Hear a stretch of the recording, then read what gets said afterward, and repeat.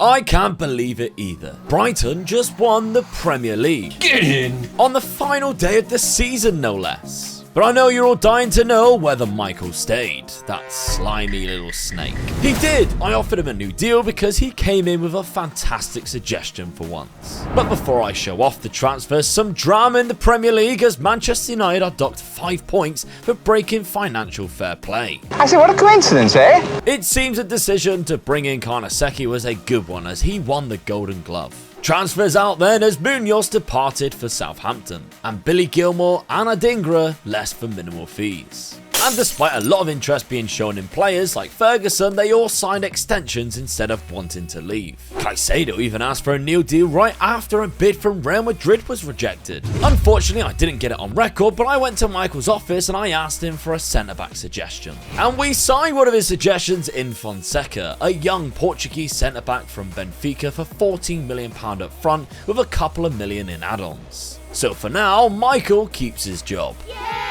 We also signed possibly an FM favourite in Arda Güler as another option for that future cam position. And then while attribute searching for a CDM with good stamina, teamwork and work rate, I found an 18-year-old NewGen from Portugal who looks incredible. Arda Güler I picked up for just £11.5 million and Ramon £1.6 million, a bargain. The final sign-in for £15 million is another good right back and I couldn't resist. Rosalev looked fantastic and a player I'm not really familiar with. We went into the Community Shield game missing a couple of first teamers and took them to penalties, but McAllister and Marcus Leonardo missed unfortunately. But fear not my comrades, for it is the first game of the season at the Amex Stadium and Manchester United are the visitors, and they aren't going to be leaving with smiles on their faces because even after they equalise we continue to score at will, putting 4 goals past them, eventually in a 4-1 win with my favourite definitely being the final goal. Look at this disaster class. The psychology of football is weird, isn't it? Because any other day a draw against West Ham is not great. But when the equaliser is in the 93rd minute, it's fantastic. Losing to Tottenham on the other hand though, not so much. Damn it, Carl! We bounced back with a 2-0 win which still sees us sit close to the top part of the league. The transfer window slammed shut and no more ins and outs, but there was bids for Karnaseki on deadline day, but no intention of selling. Not when he's this good anyway. Before I show you the epic encounter we have with Manchester City, you need to see our first match in the Champions League. It was away to Juventus and despite going behind, it was Evan Ferguson's day. He scored a hat-trick and my word wasn't he unplayable as well. Some powerful headers scored in a 3-1 away win that we could be proud of. He even followed this up with 2 against Ludogorets in the competition. But anyway, I promised you a masterclass at the Etihad and McAllister has already started to show you why. Followed by a bizarre goal scored by City from that looped pass. Alex Scott finds McAllister for an excellent second before half-time. The Argentinian free kick finds Schürrle for a third, and City do come back at us with a De Bruyne retrieves a loose ball, and eventually Grealish is found, but the game finishes 3-2 to Brighton. And look at all those green results in September, including another away win at Stamford Bridge. And that was thanks to a back post header by Schürrle. But wait until you see how good our October was. That actually started off with another 2 goals from Ferguson against Leicester, putting us 2-0 up with this second coming early in the second half. But Leicester got one back from Brewster soon after. However, Solly March was found with a lovely through ball and assisted by Ryder for our third. In the Champions League, Ferguson scored 4 goals against Sporting in a 5-1 home win, giving us 3 from 3 so far in the competition. With 2 goals from his right in the first 15 minutes from excellent assists. 2 goals with his head in the second half, putting us out of reach from the Portuguese side. What's weird is he hasn't really progressed and developed much at all, but for some reason he has been incredible for us, scoring 19 goals in just 13 games. Marcus Leonardo looks the far greater player, and he has been out for a month with a fractured arm, but it's going to be hard to give him a game. In the League Cup we faced Southampton and they gave us a penalty early on, which we missed. But once again, we needn't have panicked because Ferguson was on hand to score for just 4 minutes later. And we scored a second 5 minutes after that through Ryder to progress through to the quarterfinals. It was another 5 wins from 5 games in October, meaning 12 wins in a row, a new record. However, could we continue this run with both Liverpool and PSG in our next 2 fixtures? Because right now we are enjoying ourselves at the top of the Premier League and the top of the Champions League. Well, the fixture at Anfield could not have started any better when McAllister was played through and he scored. He then made it 2 from the penalty spot right before half time, and that's when it all went downhill. Salah pulled one back early in the second half. Tsimikas then played an insane cross and Havertz equalised.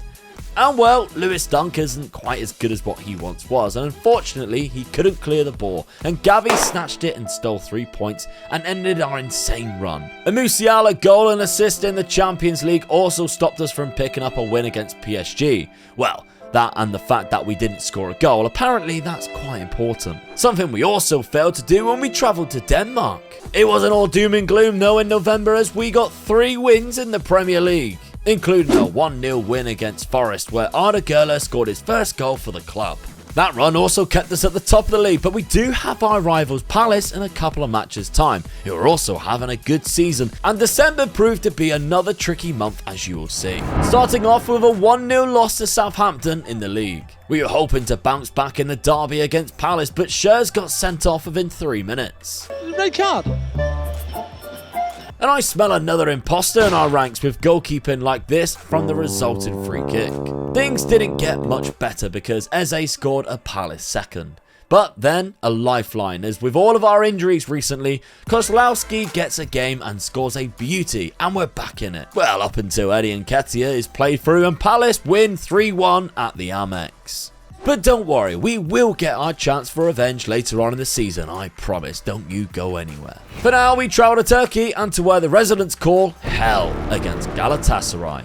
And we made it our bitch as we came away with a very comfortable win, and even former Fenerbahce youth product Arda Güler got involved with the 3rd goal. We did then fall behind against Watford in the League Cup quarter-finals, but after the lads scoffed their half-time oranges, they came back out and scored 2 goals without reply and put us into the semi-finals. Now, December definitely had its ups and downs with wins against Everton and Newcastle and draws against Arsenal and Leicester. And we've fallen at the turn of the new year down to 3rd place in the league. January is the most important month of the season so far, with 2 Champions League matches against Dortmund and Real Madrid to try and qualify in that top 8 position, as well as our semi-final tie against Manchester United in the League Cup, with a possible chance to face Palace in the final. With bids coming in for our left back, I thought I'd ask Michael for some options.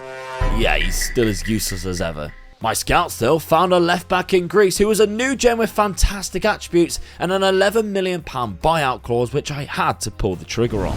Especially because we sold our left back for almost double the cost to Manchester City. Things on the pitch did not start great in 2026 with losses to both Chelsea and Newcastle. That did put us in great form going into the semi-final in the League Cup against United, but we still looked to take charge of the game and Alex Scott scored. And then Evan Ferguson doubled it. Man United did get one back though, and it is only the first leg, but what could be better than a win at Old Trafford? How about a 4-2 home win in the second leg? We're in the final, boys. Nice. And of course, it's Crystal Palace who we face in that final. But before that, we've got Champions League games to take care of, and our former player Da Costa chipped in a free kick and Dortmund take the lead just 3 minutes in. Of course, the Europa League winners 2 seasons ago, who we met in that final, we knew it would be a tough game, but after Güler's equaliser, Ryder puts us ahead from the penalty spot. But Yusuf and Moukoko did score one more for Dortmund just before half-time, and we could only grab a point. There was some drama that spilled over as Da Costa, who had only left the club days before this match, slashed down his former teammate and received a straight red card. Off you go, son. We unfortunately couldn't get a result against Real Madrid at the Bernabeu in our final Champions League group match. And after being in such a comfortable position before those 2 fixtures, we dropped into 9th place and into the playoffs, with the draw being very much played out as we face Red Bull Salzburg. January was a really tricky month, but we came out at the end of it with 2 wins and a draw in the league. It was snowing in Austria for our first leg in the Champions League, but that doesn't stop Ferguson from scoring in the first minute. They did get one back pretty soon after, but we seemed in control, and Leonardo also got on the scoresheet in the first half, and Ryder made it 3-1 in the first leg, giving us a strong advantage for the returning fixture. With the cup final against Palace in the following month to wait for, we focused on gaining positions back in the league, which once again we managed to do at Old Trafford in an exceptional 3-0 win, only allowing them one shot on target all match. We lost the second leg against Salzburg in the Champions League, but still progressed through 6-5 on aggregate. Also losing to Arsenal 1-0 right after, but a win against Everton and 2 rounds of the FA Cup in February, and it's into a very much intense March. Inter Milan await for us in the Champions League, and a derby against Palace in the Prem with them in the final a couple of weeks after that. And honestly, what a crazy month this was.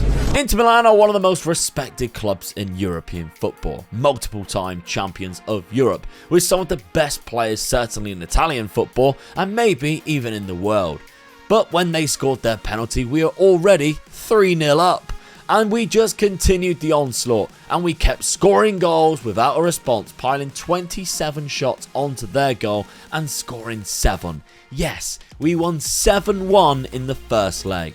We did alright in the second leg too. The derby match against Palace went a whole lot worse and they took the lead. And then when Wilfried Single got himself a straight red card, Palace then took away the bragging rights right before the cup final with a second and the final goal of the game. A draw to Southampton, and it's not good news for Brighton as Palace have overtaken us in the league right before the cup final to go into the top 4 spot. Right then, it's cup final day and the board have zero faith in us while the fans expect nothing less than a win. Our starter lineup is set and the boys are raring for revenge. And at a Wembley Stadium, it took us just 2 minutes to snatch the ball from the Palace defence, and Alex Scott puts us 1-0 up with a cracking finish. Evan Ferguson then wanted a piece of the action and he scored just 8 minutes later. And today was really a day for the Seagulls as Ferguson picked up his second of the game and made it 3-0, and Matoma caught a sweet volley which picked up a deflection for the 4th. Palace did pull one back, but we win the game against our rivals and lift the trophy. What a moment. We were on fire recently, also knocking Chelsea out of the FA Cup on penalties. Each month seemingly is becoming more important than the last as we need to overtake Palace in the league with our game in hand. We face Bayern in the quarter-finals of the Champions League and we have Aston Villa in the semi-final of the FA Cup. We can tick off the game in hand win overtaking Palace to jump into 4th with a win against Forest. The most outrageous goalkeeping error ever could be costly for our Champions League hopes as for some reason Karnaseki tried to head this and he missed for Osman's tap-in. This is the home leg too, and in the second half Goretzka doubled Bayern's advantage. And Osman's early goal in the second leg was enough to see us out of the competition for this season. But this season is far from over, and you do not want to miss how this campaign ends as Liverpool take the lead at the Amex. Thankfully, Josip Shatala was there to score the equaliser, and Van Heck met a corner at the back post, and we steal all 3 points against the Scousers. It was also bye-bye from the FA Cup this season as we missed 2 penalties in the shootout of the semi-final whilst hitting the post. And we ended April with a win against Wolves and a disappointing draw against Bournemouth. And although Liverpool looked to have the title won, it was so tight for the top 4 spots as Manchester City have a game in hand over ourselves and Crystal Palace. And our last 3 fixtures, Tottenham, Brentford and Manchester City on the final day. Slightly off topic, but how amazing is this guy who won the NewGen award? Just a shame he's valued above our £20 million limit. Anyway, back to the fixtures, and although Spurs have Sesko up top, it was our star striker Ferguson who scored the first goal. Not to be outdone though, Sesko was found over the top and his pace and power is unforgiving, and just like that, it's back on even Stevens. That's until Thuram made a lovely run on the inside from the wing and was found to bury the ball into the net 2-1. And with just 2 games left, one of 4 teams is going to miss out on the top 4, and it could be one of Brighton or Crystal Palace. After last season when Brentford helped us win the title, this time they could cost us as they beat us 1-0 through Ivan Toney. And just like that, it's down to the final match against Manchester City for who gets Champions League football next season. And what an epic final match it was too, as Alex Scott gave us the lead 14 minutes in, putting us into the driving seat. Until Erling Haaland's penalty was dispatched and we were back down to 5th place. City then took the lead and things were not looking good for Brighton. until the ever-reliable Evan Ferguson decided to take matters into his own hands and score 2 goals within 2 minutes and turn the game completely on its head, going from behind and in 5th place into the lead and sending City into the Europa League next season.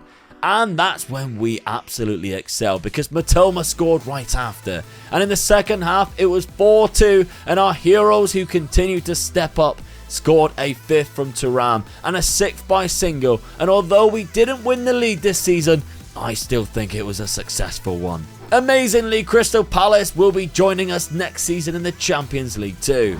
With a lovely £70 million budget, there's only one thing left to do. Hello Michael, we need to have a little chat.